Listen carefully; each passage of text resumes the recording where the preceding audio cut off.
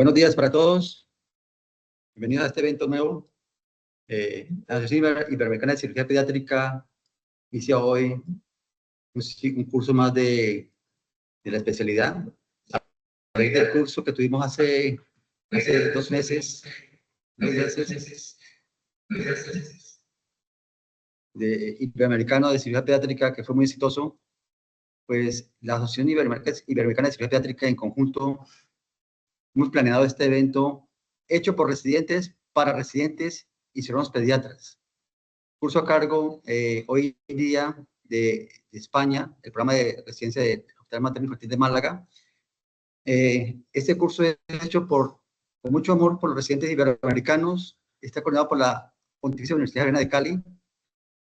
Ellos son los que manejan la parte logística, pero el curso es hecho por ustedes. Quienes deseen participar, solamente escríbanos a nosotros, que tenemos en cuenta para una próxima presentación.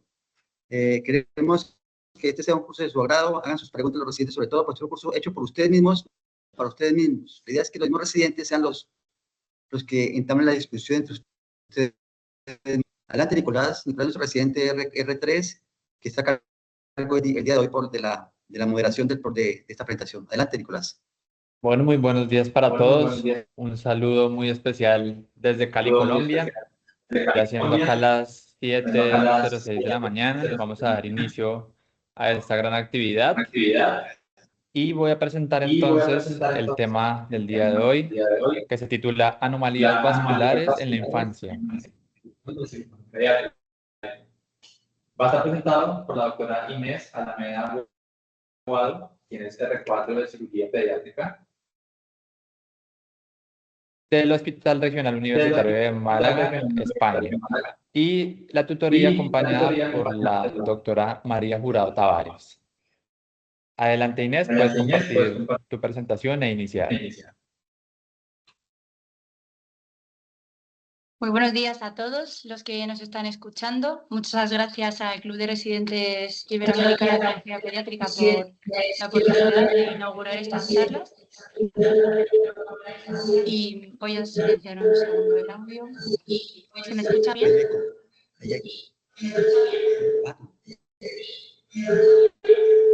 ¿Se me escucha?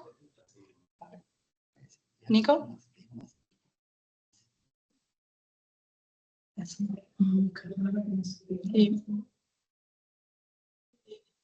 Sí se escucha, doctora, sí se escucha. Vale, muchas gracias. Pues voy a compartir la pantalla y comenzamos. ¿Me confirmáis, por favor, se ve la pantalla? Vale. Sin sonido. Muchas gracias. Se ve perfecto. Bueno, pues vamos a por ello. La doctora Jurado y yo hemos preparado con mucho esmero esta sesión de anomalías vasculares en la infancia que esperamos que os resulte interesante. Vale. En el día de hoy hablaremos un poco de qué son las anomalías vasculares, de la clasificación de las mismas y describiremos las características más importantes de cada una de ellas. Hablaremos sobre sus bases genéticas, los síndromes asociados. Hablaremos sobre el diagnóstico que nos compete, tanto clínico, radiológico, como el diagnóstico genético y de anatomía patológica. Hablaremos también sobre los tratamientos, tanto el farmacológico como la terapia intervencionista y la cirugía. Después hablaremos también del rol del cirujano pediátrico y os mostraré la bibliografía. Con eso concluiremos. Para comenzar, comentar que hasta hace no tantos años las anomalías vasculares eran entidades desconocidas. Por tanto, los pacientes eran tratados con tratamientos agresivos, cirugías extensas, altamente mutilantes, por lo que tenían una alta morbimortalidad. También se utilizaban términos hasta ahora obsoletos como el angio. Entonces, con el estudio de la biología de estas malformaciones vasculares, de anomalías, perdón, pues hemos llegado a la época actual en la que estos niños tienen una mejor calidad de vida, tienen tratamientos más dirigidos y terapias más adecuadas. Por lo tanto, vamos a comenzar hablando de qué son las anomalías vasculares. Son alteraciones de la vascularización, en la que hay un crecimiento anómalo, aberrante, de vasos sanguíneos, ya sean venas, arterias, capilares, vasos linfáticos o una combinación de ellos. Son entidades que se desarrollan en el periodo fetal o bien aparecen al nacimiento o se manifiestan en la primera infancia. Pero en cualquier caso serán motivo de consulta para pediatras y cirujanos pediátricos. Tiene una causa genética de mutaciones en genes implicados en la angiogénesis y pueden ser mutaciones esporádicas o mutaciones en la línea germinal que describiremos más adelante. ¿Qué síntomas dan? Pues pueden afectar a cualquier tejido, invadir cualquier parte del cuerpo. Por lo tanto, darán síntomas muy variados, pero en general asociarán dolor, disfunción motora y trastornos cosméticos que tienen mucho que ver con la hiper o hipotrofia musculoesquelética que asocian muchos de ellos. También algunos dan coagulopatía y son potencialmente mortales porque pueden provocar sangrado y efecto masa. Hay más de 150 subtipos diferentes descritos. Desde el primero que las describió, que distinguió entre tumores vasculares y malformaciones, fue Mulliken en 1980. Y en esa clasificación se basa la Sociedad Internacional para el Estudio de las Malformaciones Vasculares, que es la ISVA, que se reúne periódicamente para actualizar esta clasificación. Por lo tanto, a grandes rasgos, podemos distinguir entre tumores vasculares y malformaciones.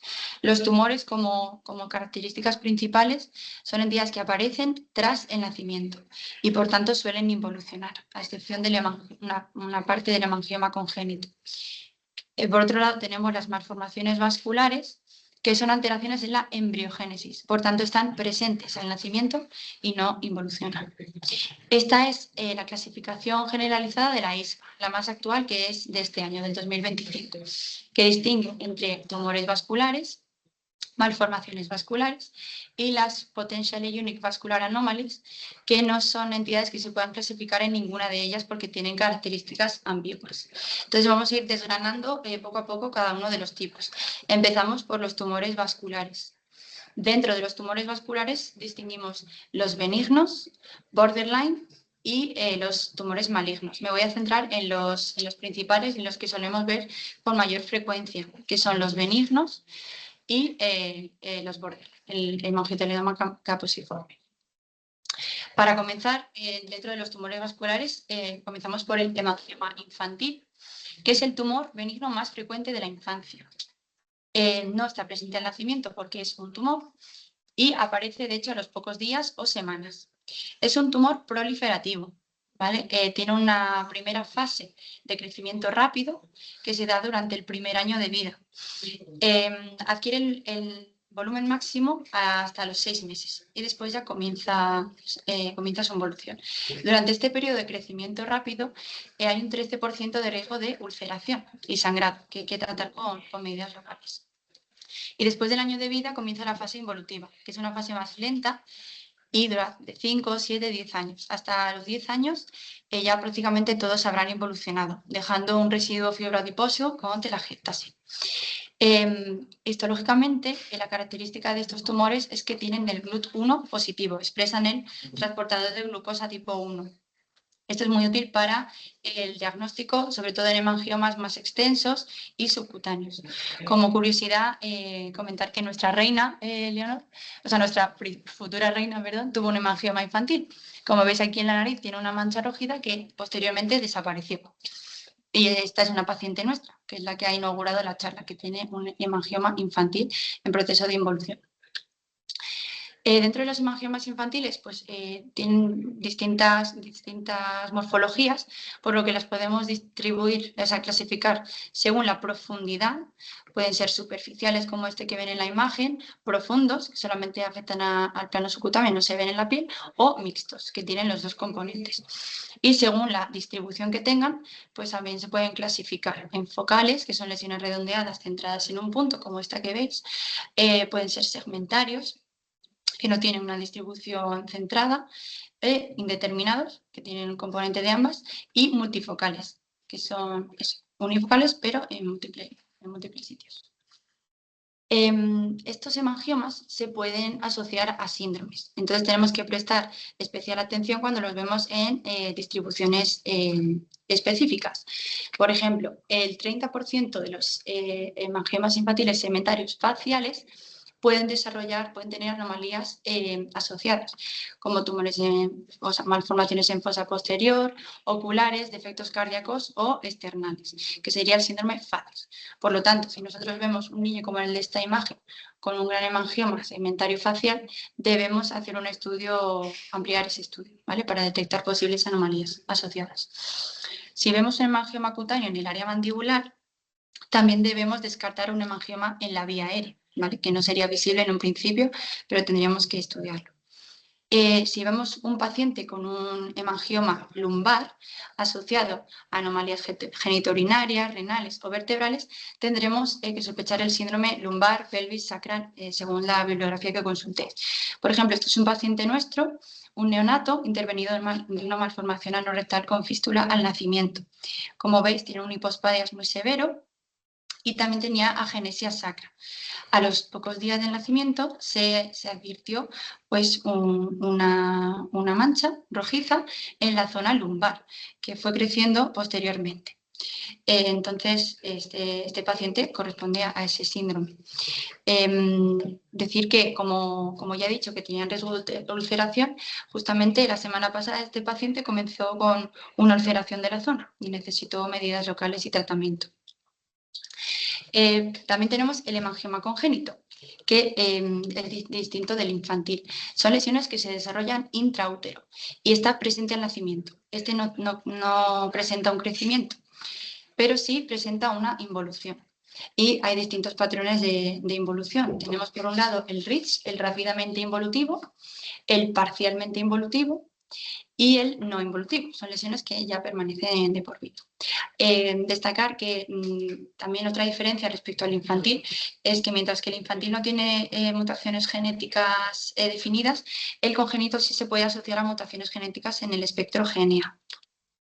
Otros tumores vasculares importantes que tenemos que mencionar son el angioma en penacho y el hemangiotendinoma caposiforme. Son tumores vasculares raros que comparten una misma histología pero en diferentes estadios evolutivos. Ambos pueden desarrollar el fenómeno de Casa-Batch-Merritt, que es una coagulopatía con trombocitopenia, anemia hemolítica y es potencialmente mortal. Por lo tanto, debemos detectarlas a tiempo. La presentación clínica es un crecimiento rápido de ese tumor que inicialmente tenemos, que adquiere una coloración violácea, piel brillante y equimosis. Este fenómeno es mucho más frecuente en hemangiodendelioma caposiforme. Ambas lesiones se suelen localizar en cuello, tronco, en los hombros y el caposiforme también puede aparecer en el retroperitoneo en miembros inferiores. En ambas lesiones, si son lesiones precoces, asintomáticas, podemos hacer una observación clínica. Pero en el momento que comiencen con síntomas o crecimiento, debemos iniciar un tratamiento inmediato. El angioma en penacho es un tumor benigno y el hemangiendotelioma caposiforme es localmente agresivo, infiltra estructuras. De características locales, el angioma en penacho puede presentar dolor, calor, hipertricosis o hiperhidrosis y el hemangiotelioma caposiforme puede simular un tumor maligno. En general no involucionan y en el angioma en penacho tampoco, pero algunos está descrito que pueden regresar parcialmente. Otro tumor que nos interesa mucho porque es un gran motivo de consulta en urgencias es el granuloma piógeno, que como he dicho es un tumor benigno, más frecuente en la cabeza y cuello y que crece rápidamente con el sangrado y con traumatismos. Para el sangrado hay que aplicar medidas locales, pero el tratamiento definitivo es una exéresis completa o una cauterización de la base. Estos son dos pacientes que acudieron a nuestras urgencias, en lo que, como veis, pues uno puede pensar que ligando la base puede estar tratado, pero no, tendríamos que cauterizar el lecho. Y ya pasamos a las malformaciones vasculares, que pueden ser de alto flujo o de bajo flujo. Las de alto flujo se distinguen entre, podemos encontrar aisladas, multifocales o asociadas a síndromes. Y las de alto flujo, pues como hemos dicho, bajo flujo, pues son, pues, como ves, de vasos ya de menor calibre, capilares, linfáticos y venosas. Comenzamos por las malformaciones vasculares de alto flujo. De características generales, pues son una comunicación anómala entre el sistema arterial y el venoso. Son malformaciones agresivas, infiltrativas, que clínicamente pueden cursar con una masa con pulsatilidad, ceril palpable o un soplo audible. Crecen conforme crece el niño y ese crecimiento se acelera por estímulos, como pueden ser la pubertad, embarazo, traumatismos, cirugías previas o infecciones o inflamación local. En las extremidades, algunas de ellas asocian hipertrofia de hueso o partes blandas. Como he dicho, es muy agresiva y es difícil de tratar, porque si no se hace una resección completa, vuelven a recurrir y se vuelve a revascularizar de una manera más agresiva. Estas lesiones pueden presentarse en distintos estadios. En el estadio 1, con el que se suelen manifestar, es una lesión inactiva en la que se ve una mácula roja con calor local. Posteriormente, si se desarrolla, ya se puede comenzar a ver la pulsatilidad, una dilatación más acusada de los vasos. En el tercer estadio puede ya ulcerarse y producir sangrado importante.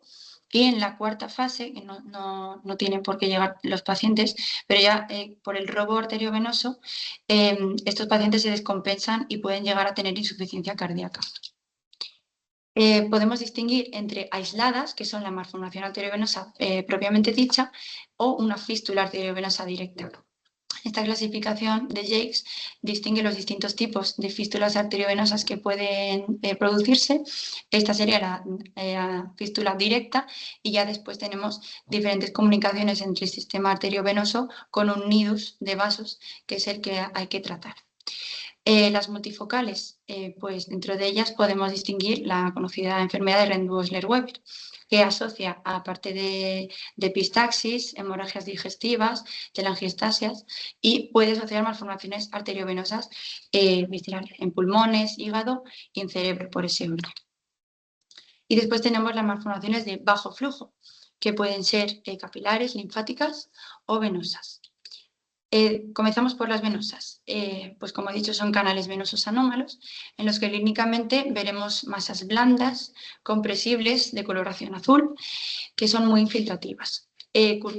Característicamente, estas lesiones aumentan de tamaño con valsalva y con la vasodilatación. Muchos padres nos cuentan que sus hijos en el verano, con el aumento de la temperatura local y ambiental, tienen un crecimiento de estas lesiones y en el invierno pues disminuyen de tamaño. Algo patognomónico de estas lesiones son los plebolitos, que son calcificaciones de trombos secundarios a la ectasia venosa que se produce en esos vasos. Por ello, en estas malformaciones se produce una coagulopatía intravascular localizada en esos vasos, que analíticamente se caracteriza por disminución del fibrinógeno y aumento del dímero D. Me gustan algunos En las venosas también podemos encontrar aisladas, que tienen dos tipos de morfología, simplemente para conocerlo, que son dilataciones segmentarias de venas, que son las flebectáticas, o espongiformes, que ya tienen unas venas de menor tamaño y son las que más característicamente hacen los flebolitos. Dentro de las aisladas podemos encontrar dos entidades muy conocidas: la malformación vascular fibroadiposa, en la que el tejido se va sustituyendo y reemplazando por tejido cicatricial y fibra adiposa.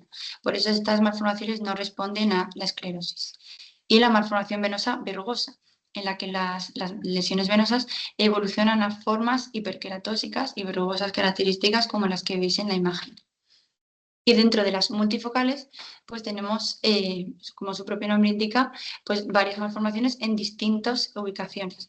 Para mencionarlas simplemente, que nos suenen: la malformación venosa familiar cutáneo-mucosa, que se caracteriza por lesiones en la mucosa oral, aparte de en piel. La malformación glomovenosa, que se debe su nombre a la histología característica de estas células. El síndrome del nebus azul en tetina de goma, conocido más bien con el nombre en inglés Blue Rubber Syndrome, se caracteriza por lesiones en la piel y con pólipos intestinales con sangrado crónico. Y la malformación cavernosa cerebral, que sobre todo da lesiones a nivel intracerebral y manifestaciones clínicas neurológicas. Después tenemos las malformaciones de los vasos linfáticos. Son más frecuentes en cabeza y cuello.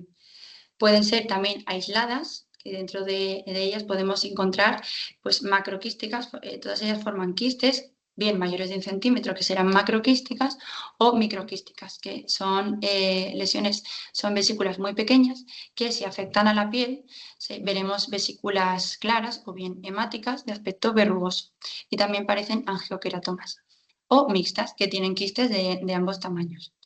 Clínicamente, pues como ya he comentado, será una tumoración local que no aumenta con Valsalva, que nos ayudará a distinguirlo de las venosas, y podremos ver esas pseudovesículas que pueden romperse. Como todas, darán dolor y crecerán progresivamente con el niño. Otro tipo de malformación linfática son los linfedemas, que es un edema crónico por extravasación de linfa, que sobre todo se manifiesta en extremidades inferiores. Pueden verse desde el nacimiento o manifestarse en la pubertad, o incluso lo pueden ya ver en adultos de edad temprana. Hay dos tipos de linfedemas. El que más nos interesa a nosotros, el primario o tipo 1, que es congénito, y es el síndrome de Milroy. Y el secundario, que ya es secundario a otras causas, cirugías, traumatismos, etc. Dentro de las linfáticas también podemos ver las complejas, que ya son, no afectan a una sola localización, sino que ya pueden afectar a un gran número de vasos linfáticos, y distinguimos estas 5 entidades. La anomalía linfática del conducto central, que afecta, como su nombre indica, al conducto central linfático, y se puede manifestar con quilotórax, ascitis quilosa, y para esta malformación es muy útil el tratamiento y el diagnóstico con la linfografía. Como veis aquí, esta es una linfografía en la que hay una alteración en la morfología del conducto linfático central. Después, en las complejas también encontramos la anomalía linfática generalizada, la enfermedad de Gorham-Stout, que se caracteriza por una osteolisis masiva, la linfangiomatosis caposiforme, que tiene un peor pronóstico, y la displasia linfática generalizada, que esta sí que está causada por mutaciones en la línea germinal. Como he dicho, esas entidades se manifiestan con quilotórax, ascitis quilosa, linfedema o incluso hidrops fetal. Y ya pasamos a las malformaciones capilares, que son las anomalías más frecuentes. Se trata de capilares dilatados. La mayoría son simples y aislados, pero también pueden estar asociados a síndromes como todos los que hemos visto. Los subtipos más frecuentes que más vemos en la clínica son el nevus simplex, también conocido como beso de ángel, mancha color salmón, picotazo de cigüeña, que está muy presente, es muy prevalente en los neonatos. Tienden a aclararse y son más persistentes en la glabela y en la nuca. Y la conocida mancha en vino de Oporto, que también es en 0,3% de los recién nacidos, que se presenta en cabeza y cuello. Esta es la lesión característica y puede oscurecerse con el crecimiento o hipertrofiarse, incluso desarrollar nódulos como los que ven en la imagen. Y después tenemos otras entidades de malformaciones capilares, para que nos suenen, que es la malformación capilar difusa con sobrecrecimiento de partes blandas, cutis marmorata telangiectásica congénita, que son las lesiones reticuladas que pueden ver en la imagen, y la malformación capilar reticulada, que tiene estas lesiones rosas parcheadas. Por tanto, las anomalías vasculares, como ya he contado en el inicio, se deben a mutaciones en genes implicados en la angiogénesis y en la proliferación celular. Normalmente, lo más normal es que sean mutaciones somáticas, que se produzcan en algún momento del desarrollo embrionario y, por tanto, no afecten a todas las células del cuerpo, sino solamente a algunas. Y también se manifiestan con mosaicismo. O sea, lo que significa que esa mutación está en algunas células y no en otras. Pero también pueden producirse mutaciones en la línea germinal, que por tanto serán hereditarias y ya por tanto están presentes en todas las células de los individuos. Las mutaciones en los genes hasta hace no tantos años no eran conocidas. De hecho, la primera se describió en el año 2009 en el receptor de la angiopoietina 1, que estaba relacionado con las malformaciones venosas. Y como ven, en esta línea temporal se han ido descubriendo muchas más mutaciones relacionadas con estas anomalías, y por ello los niños tienen un pronóstico mejor, porque podemos poner terapias dirigidas a estos genes. Estas son las principales mutaciones implicadas en las anomalías vasculares. Distinguimos dentro de ellas la vía PIK3CA, AKT, mTOR, que es la que está implicada en malformaciones de bajo flujo. venosas, linfáticas, capilares. Y las malformaciones de alto flujo están producidas por mutaciones en la vía RAS de las MAP quinasas. Por tanto, esa es la explicación de por qué estas malformaciones se pueden asociar a síndromes, porque afectan a un hipercrecimiento tanto de los vasos sanguíneos como de partes blandas. Dentro de ellas tenemos el PROS, el espectro PROS, que son un amplio espectro de lesiones con sobrecrecimiento que pueden o no manifestar anomalías vasculares. Dentro de ellos pues, encontramos el síndrome de Klippel-Trenaunay, que asocia a malformación capilar y mancha de vino de Oporto, malformaciones venosas y hipercrecimiento hipertrofia, ¿vale? Después tenemos el síndrome Cloves, que es una lipomatosis congénita con malformación vascular y macrodactilia, como veis en esta imagen. Y este paciente corresponde al síndrome de megaloencefalia, malformación capilar y polimicrogiria, que también asocia, como veis, este paciente está aquí en la foto junto a su hermana. Como veis, una hemihipertrofia del lado izquierdo, una facies característica y una sindactilia en ambos pies. Hay que destacar que en últimos estudios se han descrito entidades con malformaciones vasculares que también asocian un hipocrecimiento. Por lo tanto, el término PROS no albergaría también a estas entidades. Por lo tanto, quizá en el futuro, en próximas ediciones de la ISVA, puede ser que estén descritas como Pictures that are related altered growth spectrum, alteraciones del crecimiento.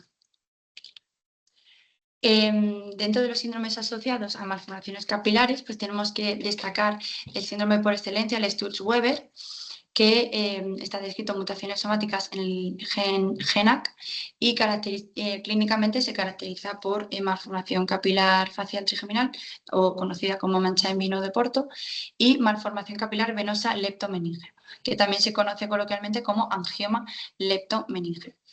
También tenemos otros síndromes, como malformación capilar, malformación arteriovenosa, microcefalia, malformación capilar, o megaloencefalia, malformación capilar y polimicrogiria, que es el que he descrito anteriormente. Relacionados con malformaciones arteriovenosas, tenemos también el conocido síndrome de Parkes-Weber, que se caracteriza por mancha en vino de Oporto, fístula arteriovenosa e hipertrofia, como veis aquí en la imagen. También síndromes metaméricos arteriovenosos, tanto cerebrofacial como espinal, que se caracterizan por lesiones visibles cutáneas, pero también a nivel intracerebral o a nivel espinal, como ves aquí una malformación vascular en la médula.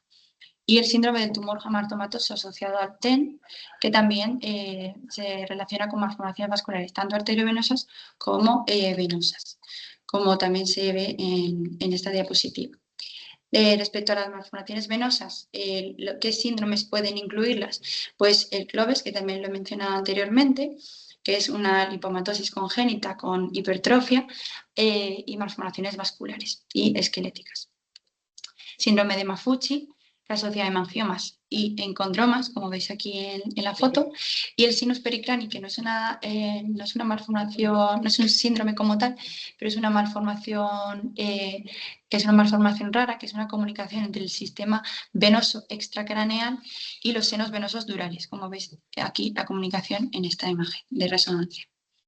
Por lo tanto, para diagnosticar estos síndromes, una vez que los conocemos y los hemos clasificado, ¿en qué nos tendremos que basar? Pues lo primero en la historia clínica. Preguntarles a los padres en qué momento apareció esa lesión. Si apareció tras el nacimiento, probablemente sea un tumor vascular. Si el niño nació con ella, será una malformación. Si el crecimiento es desproporcionado, si crece mucho, luego evoluciona, probablemente sea un tumor. Pero si el crecimiento es progresivo, proporcional al crecimiento del niño, será con más probabilidad una malformación.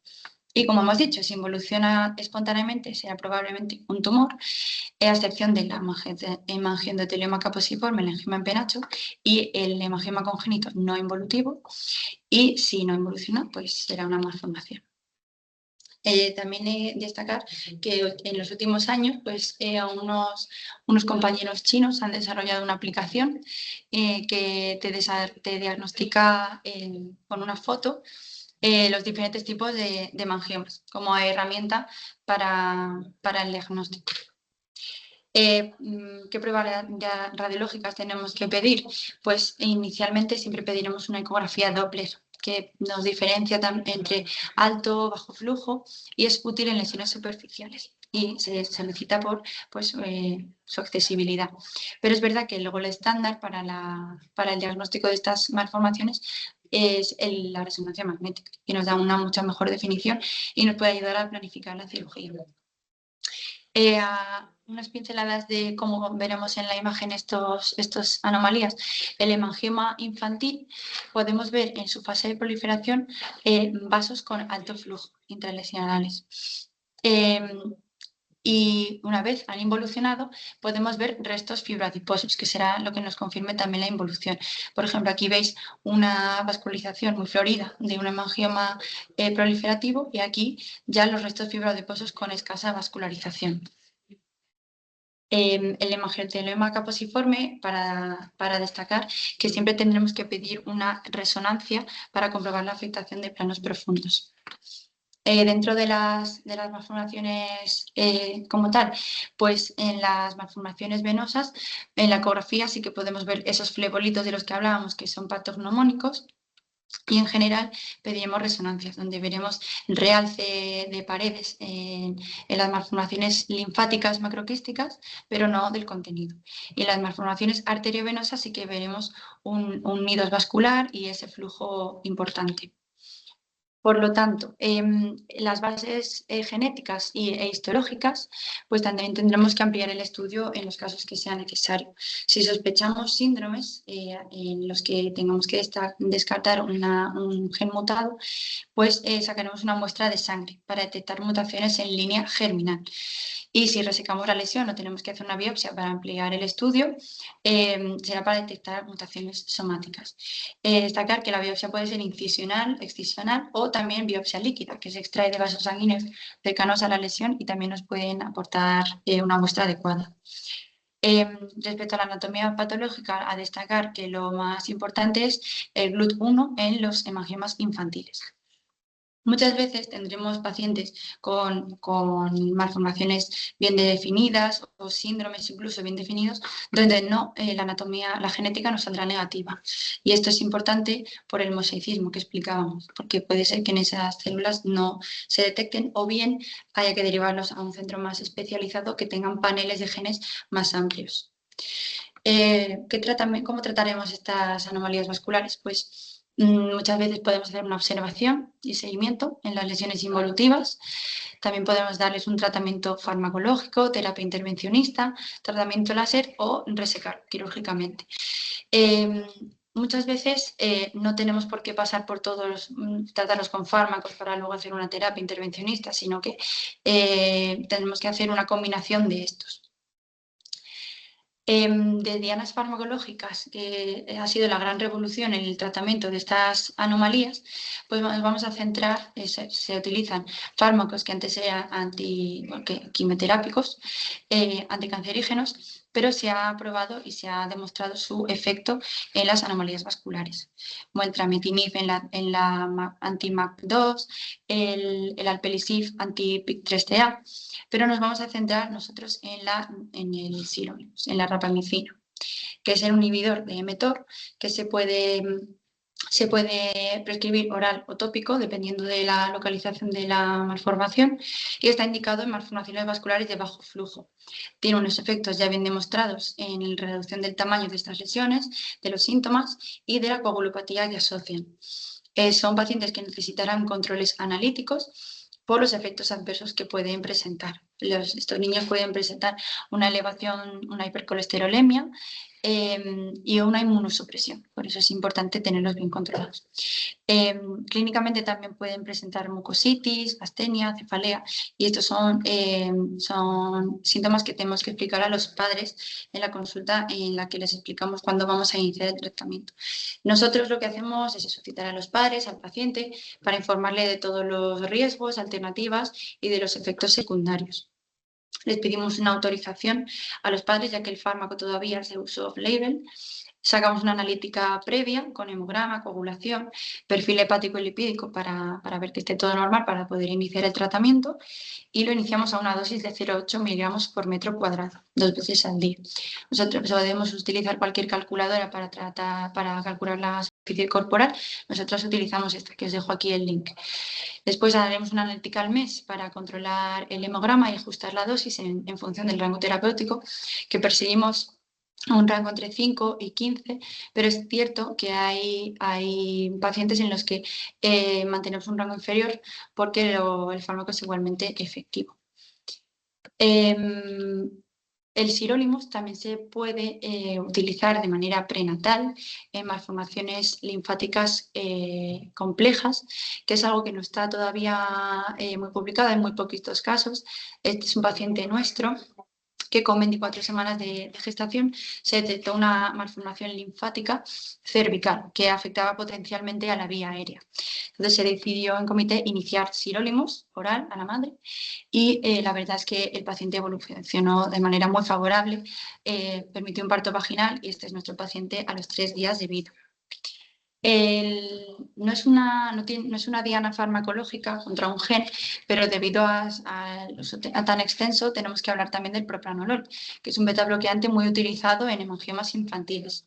No se utiliza en todos, se utiliza en hemangiomas con riesgo vital o funcional por su localización, en hemangiomas ulcerados, como hemos visto el paciente que he comentado previamente, que se comenzó propranolol, y en hemangiomas con falta de respuesta a medidas simples de cuidado de esa ulceración. En hemangiomas también con riesgo de cicatrices o desfiguración, que estén en áreas muy sensibles. Se comienza, esto lo tratan los pediatras, los dermatólogos, se comienza una dosis de 0,25 5 y se va incrementando. Está el beneficio bien definido y tenemos que tener atención a los efectos secundarios, que son hipoglucemia o broncoespasmo. También la otra gran revolución ha sido el tratamiento intervencionista, llevado a cabo por radiólogos intervencionistas, que permite un tratamiento y diagnóstico, a veces simultáneos y mínimamente invasivos. Hablaremos primero de la escleroterapia, que está indicada en las malformaciones de bajo flujo. El mecanismo de acción se instila un agente esclerosante que produce una abrasión química, una inflamación y una fibrosis residual, disminuyendo el tamaño de la lesión, como vemos en este paciente. Podemos poner una gran cantidad de agentes esclerosantes a elegir por el radiólogo y pueden presentar complicaciones como ulceración cutánea de la lesión, reacción alérgica al agente esclerosante y especial atención en la bleomecina, porque puede presentar hiperpigmentación cutánea en zonas de microtraumatismos. Este es un paciente nuestro en el que se hizo una esclerosis con bleomecina y, como veis, tiene aquí las marcas de las pegatinas de los electros. Así que mucho cuidado con eso.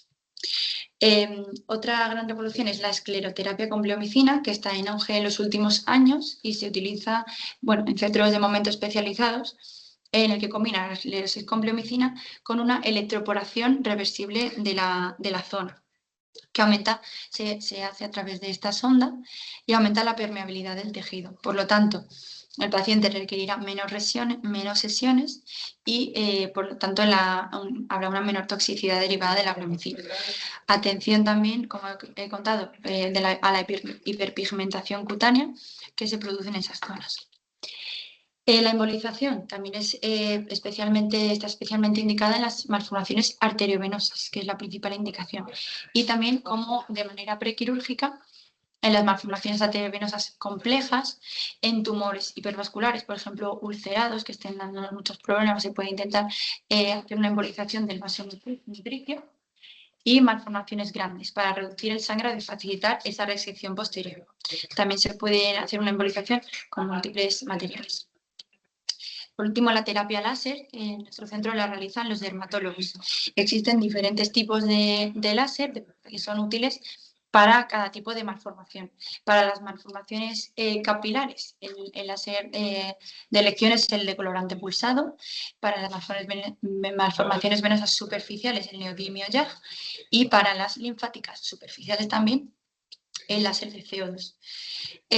Estas son muy útiles, pero solamente en lesiones cutáneas. En cuanto son más profundas, pues ya hay que pensar en combinar esta terapia con la escleroterapia, cirugía.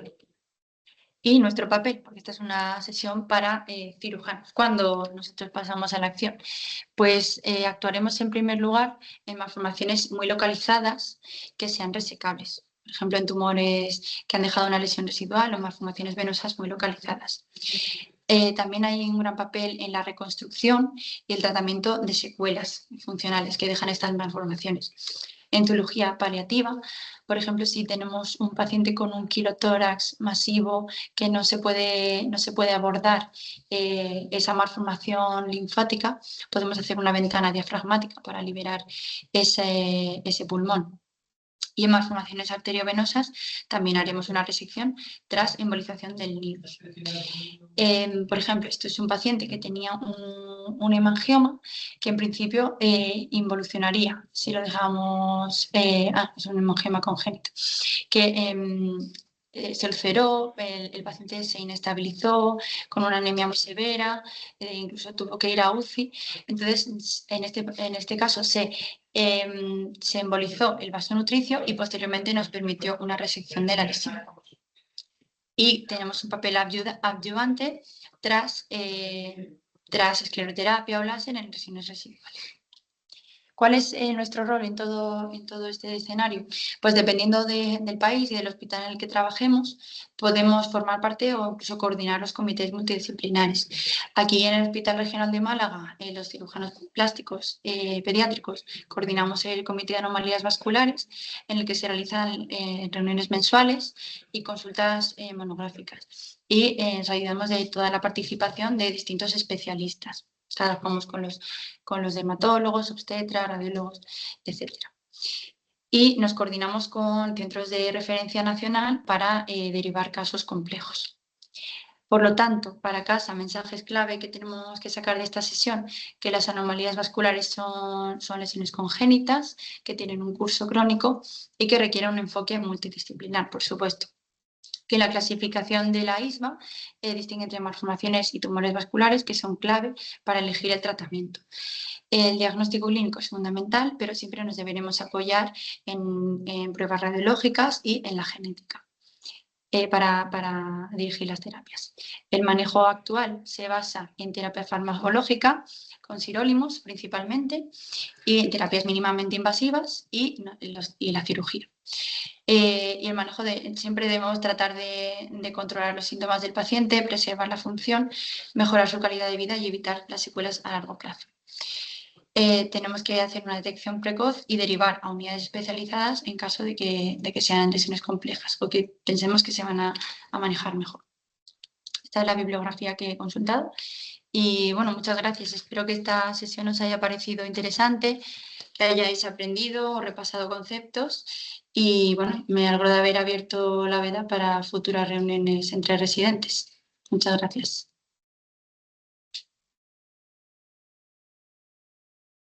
Bueno, Inés, muchas No sé si gracias. tenéis alguna Felicitaciones pregunta o por la presentación. algún comentario. Creo que es un tema muy importante, bastante amplio, pero la forma de resumirlo fue adecuada.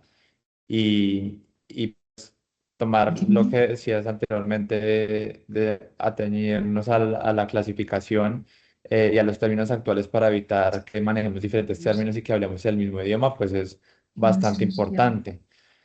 En nuestro medio, pues justamente mi percepción es que todavía pues hace falta esa conformación de grupos Un momento que multidisciplinarios no que pues escucho. estas Ya. patologías exigen y que muchas veces desafortunadamente se ven casos de pacientes que llegan al servicio de urgencias con alguna de este tipo de malformaciones y ante la congestión de los servicios, la urgencia del cirujano, son pacientes que se dejan por manejo ambulatorio, se mandan a casa no se abordan de una manera adecuada y probablemente como cirujanos tenemos muchas cosas por ofrecerle como líderes de equipo, tanto el manejo farmacológico, las nuevas terapias que comentabas y pues por supuesto que el rol quirúrgico. Entonces creo que es muy importante eso último que mencionabas y que se puedan fortalecer grupos dedicados pues a este tipo de patologías.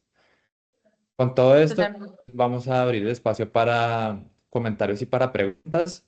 Los asistentes pueden levantar la mano y a turnos pues, pueden ir haciendo su participación. Iniciamos con la doctora Olga Lucía Vaquero, que tiene levantada la mano.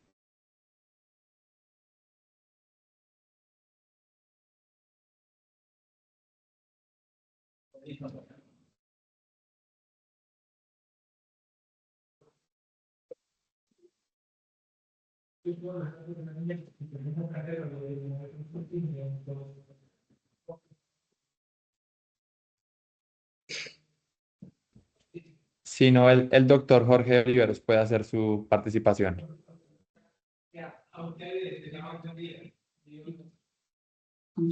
Hola, buenos días. ¿Sí me escuchan? Sí, Sí, Hola, te ¿qué tal? escuchamos.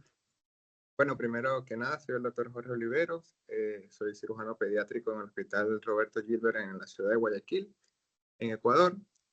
Bueno, felicitar a todo el equipo que ha hecho esta gran organización para los médicos residentes. Felicitar a la doctora Alameda por el excelente resumen que ha hecho de un tema tan complejo. Y bueno, rápidamente quería solo enfatizar en algunos puntos importantes. Eh, Primero, el equipo interdisciplinario siempre tiene que estar en el hospital para abordar este tipo de patología. No podemos trabajar solo o de forma independiente, el cirujano por su lado, el pediatra por su lado. No, siempre tenemos que estar trabajando en conjunto porque, como muy bien lo dijo la doctora, es un espectro, toda esta patología no siempre es lo mismo. Entonces, debemos tener y fortalecer ese grupo. Creo que si nos queremos dedicar a este tipo de enfermedades, tenemos que armar o lograr armar este grupo. Como segundo punto, importante el llamar las cosas por su nombre. Por eso siempre se enfatiza en leer siempre la clasificación. La novedad para este 2025 es que además de la clasificación, se ha juntado un glosario, ¿sí? Que pueden verificarlo en la página, se va a estar actualizando frecuentemente. Entonces es importante ir leyendo ambas cosas a la vez. Ya desde el 2011, el grupo de Boston publicó un artículo en el cual por cada 2 pacientes que eran diagnosticados con una anomalía vascular, uno tenía un mal diagnóstico. Entonces, si hacemos un mal diagnóstico, lo llamamos mal por su nombre, vamos a estar dando un mal tratamiento. Entonces, eso es importante. Con respecto al hemangioma infantil, que es una de las patologías más frecuentes, muy bien, como lo dijo la doctora, solo quería acotar que tener cuidado con lo que es la involución, porque a veces dejamos de que, no, bueno, eso va a involucionar solo, pero a veces las lesiones son tan grandes que terminan creando malformaciones o secuelas a largo plazo, y ya eso cuando o el tejido fibroadiposo es tan grande que eso no va a mejorar con el propanolol. Entonces tenemos que tener cuidado de cuándo iniciar. Estaba tratando ahorita de dejarles en el chat, me parece, hay varios scores para ver cuándo podemos tratarlo. Hay uno de la doctora Christine, de Francia, quien fue que describió el uso del propanolol para el hemangioma. Voy a tratar de enviárselos. Tienen un score bastante agradable que pueden usar. Está gratis, está en varios idiomas, pero es importante, ¿sí? Y otra cosa que es recordar que los hemangiomas, cuando tenemos hemangiomas pequeños, pero son de 5 más, tenemos que ampliar los estudios, ¿sí? Realizar resonancias magnéticas cerebrales, si es que tiene más de 3 meses, y el eco de abdomen para ver si no hay hemangiomas a nivel hepático. Entonces, eso es importante. Y como último punto, en el caso del hemangioendotelema caposiforme, ¿sí?, que en esta clasificación se mantiene en la clasificación de borderline, o el angioma en penacho, es importante lo que dice la doctora. Ciertamente, cuando hay lesiones a nivel superficial, el riesgo de que haga un efecto de Casares-Merry es del 70%, y cuando son profundos hasta del 100%, y pues va a haber este efecto de coagulopatía, bien sea plaquetopenia, aumento de lo que es el dímero D, y el fibrinógeno va a ir disminuyendo. Entonces, muchas veces, si desconocemos esto, vamos a querer transfundir plaquetas. Entonces, si transfundimos plaquetas, vamos a causar más consumo, es decir, vamos a pasar de una coagulación intravascular localizada a una coagulación intravascular diseminada, y el paciente va a fallecer rápidamente. Entonces, tenemos que tener cuidado en el manejo de estos pacientes, o sea, hacer un buen diagnóstico y para poder aplicar un buen tratamiento. Entonces, esto es importante, y el diagnóstico clínico y el buen interrogatorio nos van a ayudar a tener un 80% a un 90% del diagnóstico, más los estudios de imagen que nos mencionó ya la doctora. Sí, lamentablemente en América Latina estamos muy limitados con el tema del diagnóstico molecular, ¿sí? Y algunos medicamentos. Por ejemplo, en el Ecuador, aunque existe el cirulimus, es muy difícil conseguirlo para este tipo de patologías. Y pues, por ejemplo, el alpelicid no lo tenemos, y bueno, todas las limitaciones, pero es importante, como lo mencionó la doctora, saber que existen tanto las herramientas diagnósticas como las terapéuticas. Y bueno, felicitarlos y animarlos a que sigan con este tipo de charlas. Muchas gracias. Muchas gracias, Muchas doctor gracias, Oliveros, doctor. por sus comentarios.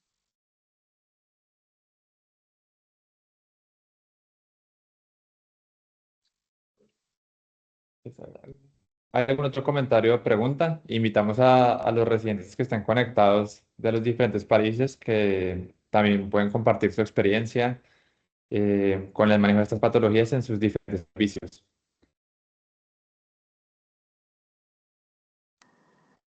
La doctora Emilia Cáceres, adelante.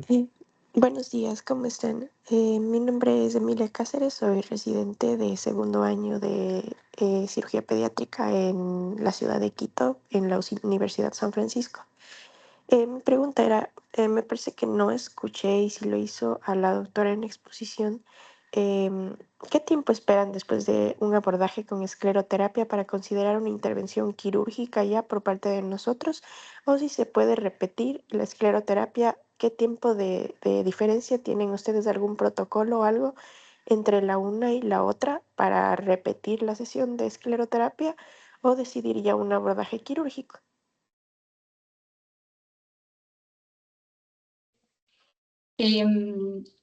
Nosotros la respuesta la vemos en la disminución del volumen de la lesión. Es verdad que le damos un margen de algunos meses para ver realmente ese efecto. Le voy a dar la palabra a la doctora Jurado, que tiene más experiencia. Gracias. Tiene más experiencia. Hola, buenas tardes. Soy María Jurado, que he ayudado a Inés en su presentación. Nosotros en nuestro centro tratamos de individualizar al máximo cada caso, y entonces no tenemos un protocolo como tal establecido de cuánto tiempo tenemos que esperar para decidir si intervenimos o no quirúrgicamente, puesto que depende de cada paciente. Lo que sí esperamos después de una esclerosis es un mes para poder comprobar si está empezando a ser efectiva o no, porque al inicio muchas veces incluso se produce un aumento de tamaño o de dolor secundario a la propia intervención, que dejamos ese tiempo para ver que haya mejorado. para decidir seguir tratándolo o no mediante esclerosis. Esperamos, como digo, ese mes y en función de la respuesta continuamos con esclerosis o ya decidimos cirugía o bien tratamiento farmacológico con sirolimus. Muchas gracias, Doc, y felicitaciones a la Doc por su exposición.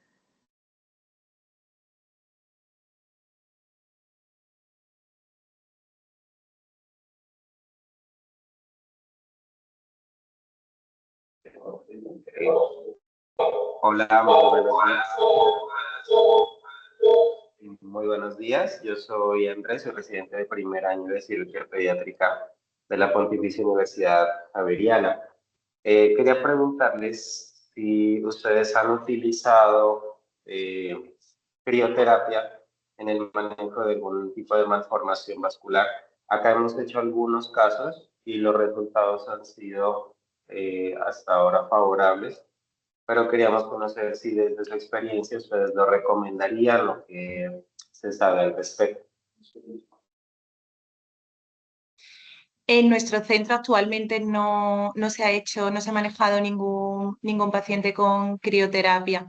Lo que conocemos es pues, que se hayan presentado en reuniones de la Sociedad de Anomalías Vasculares o que hayamos leído en artículos, pero experiencia con eso ahora mismo no tenemos. Nos puedes aportar más, creo, tu experiencia a nosotras.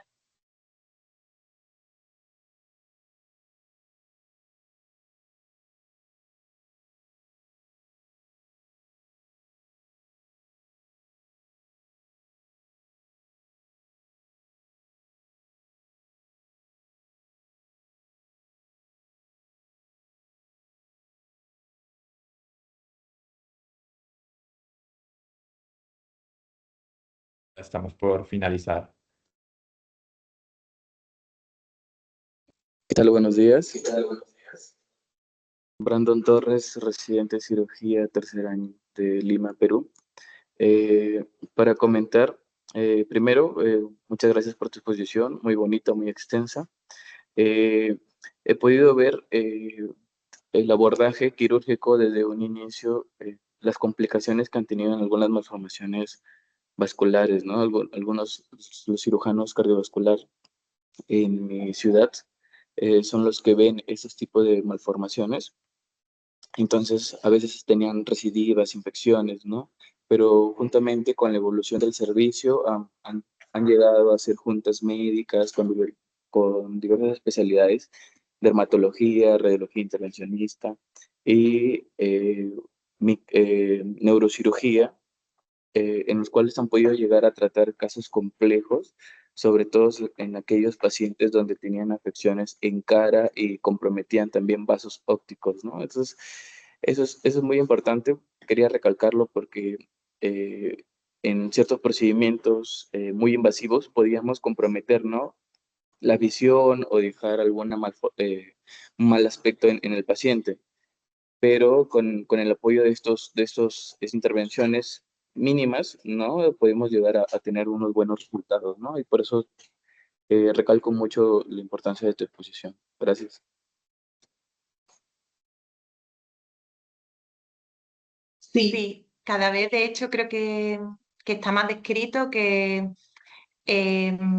grandes cirugías o cirugías que comprometan algunas estructuras vitales no están justificadas teniendo tratamientos menos invasivos como son la esclerosis, la embolización y por supuesto la importancia de ayudarnos entre diferentes especialistas cuando afectan áreas que desconocemos para poder obtener el mejor resultado para el paciente.